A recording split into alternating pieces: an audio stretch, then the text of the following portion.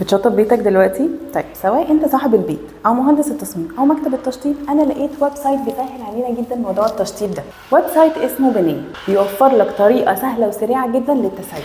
لان اول حاجه بتبقى شاغله بال العميل البيت هيكلفني قد ايه كتشطيب، فكل اللي انت محتاج تعمله انك تجهز الطلبيه بتاعتك في شكل اكسل او PDF او حتى ورقه مكتوبه بخط الايد وتصورها وتبعتها على اللينك ده.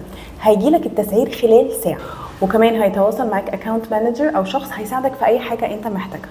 واول ما تاكد الطلبيه الاوردر بيوصل خلال 24 ساعه. وانت كمكتب تشطيب بتحتاج تطلب خامات بشكل مستمر. ايه بقى المميزات اللي انت هتاخدها لو استخدمت ويب سايت بنيه؟ اول حاجه بتاخد كاش باك على اي اوردر انت بتعمله. تاني حاجه هتلاقي كل مواد التشطيب اللي انت محتاجها من كهرباء، سباكه، دهانات، ابواب، صحي، وكمان اجهزه. وكل الحاجات دي بتكون ماركات اصليه، لان تاني حاجه بتبقى شاغله بال العميل ان هو يجيب حاجات بجوده عاليه بس في نفس الوقت اسعار كويسه.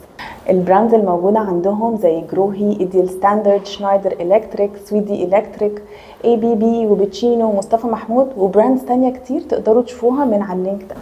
يعني ببساطة كل الخطوات بتكون سهلة جدا على أي حد. مش بس كده، كمان كل شهر بيكون فيه خصومات خاصة أو شحن مجاني على منتجات معينة. بصراحة الويب سايت ده بالنسبة لي اكتشاف، لأن أنا كديزاينر هقدر أحدد تكلفة الديزاين بتاعتي وأقولها للعميل في وقت قليل جدا. فلو أنت صاحب البيت ابعتها لمكتب التشطيب، ولو أنت مكتب التشطيب ادخل على ويب سايت بنيه.